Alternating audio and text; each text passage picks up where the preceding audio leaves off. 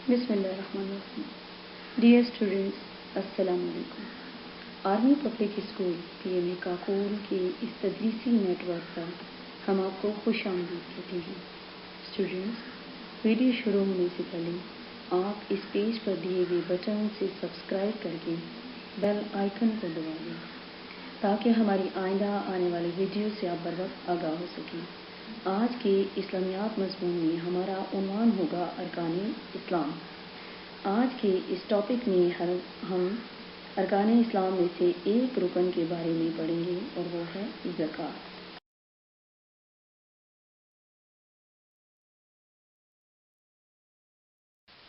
ارکان اسلام. ہم مسلمان ہیں اور ہمارا دین اسلام ہے. اسلام اللہ تعالیٰ کا پسندیدہ دین ہے. یہ ایک سچا دین ہے. اسلام دنیا اور آخرت میں بھلائی حاصل کرنے اور کامیاب زندگی گزارنے کی ہر طرح سے رہنمائی کرتا ہے. ارکان رکن کی جمع ہے جس کا معنی ہے ستون یا کسی چیز کا لازمی حصہ. جس طرح ایک عمارت ستون کے بغیر کھڑی نہیں رہ سکتی، اسی طرح اسلام کی عمارت بھی خاص ستونوں پر قائم ہے. یہ ستون دراصل وہ اہم عبادات ہیں جن کے بغیر اسلام کا تصور بھی نہیں کیا جا سکتا. ان عبادات کو ارکان اسلام کہا جاتا ہے. اسلام کے 5 بنیادی ارکان یہ ہیں. نمبر 1، توحید و رسالت کی گواہی دینا. نمبر 2، نماز قائم کرنا.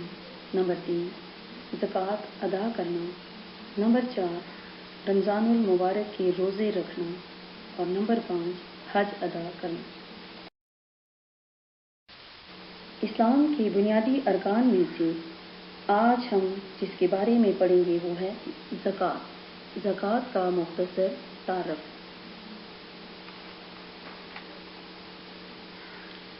زکوٰۃ کے لفظی معنی پاک ہونا یا بڑھنا کے ہیں.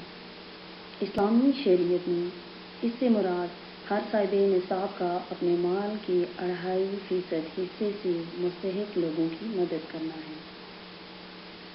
صاحب نصاب اس شخص کو کہا جاتا ہے جس کے پاس 7.5 تولے سونا یا 52.5 تولے چاندی یا اس کی قیمت کے مطابق مال موجود ہو. اس پر 1 سال گزر جائے.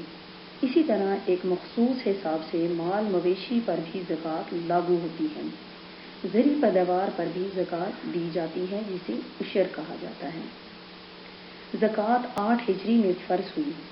اسلام میں زکوٰۃ ادا کرنے کی بہت زیادہ اہمیت ہے. قرآن مجید میں اکثر مقامات پر ہر نماز کے ساتھ زکوٰۃ کا بھی حکم آیا ہے. اللہ تعالیٰ کا ارشاد ہے وَأَقِیمُوا الصَّلَاةَ وَآتُوا الزَّکَاةَ.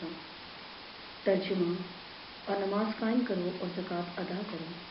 زکوٰۃ ادا کرنے والوں کے لیے اجر عظیم کی بشارت ہے.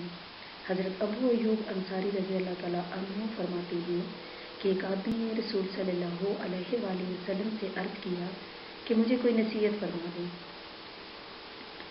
جو مجھے جنت میں داخل کر دے. تو آپ صلی اللہ علیہ وآلہ وسلم نے فرمایا اللہ کی عبادت کرو اور اس کے ساتھ کسی کو شریک نہ ٹھہراؤ. نماز قائم کرو، زکوٰۃ ادا کرو اور صلہ رحمی کرو. زکوٰۃ ادا کرنے کے بہت فوائد ہیں جن میں سے چند درج ذیل ہیں. زکوٰۃ سے انسان کا مال پاک اور صاف ہو جاتا ہے. زکوٰۃ ادا کرنے سے اللہ تعالیٰ مال میں برکت عطا کرتا ہے. زکوٰۃ سے معاشرہ کے نادار اور مستحق افراد کی مدد ہوتی ہے.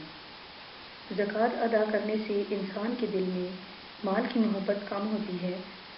زکوٰۃ ادا کرنے سے انسان کے دل میں اللہ تعالیٰ کی محبت پیدا ہوتی ہے.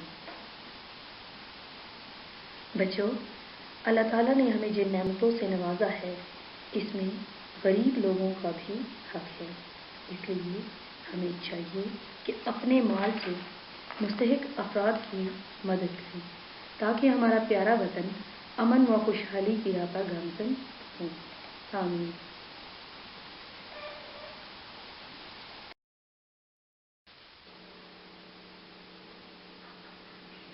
جی بچوں، تو اب ہم آتے ہیں اپنے تحریری کام کی طرف. مختصر جواب دیں. نمبر 1، ارکان اسلام سے کیا مراد ہے؟ نمبر 2، اسلام کی بنیادی ارکان کے نام لکھیں. اور نمبر 3، زکوٰۃ سے کیا مراد ہے؟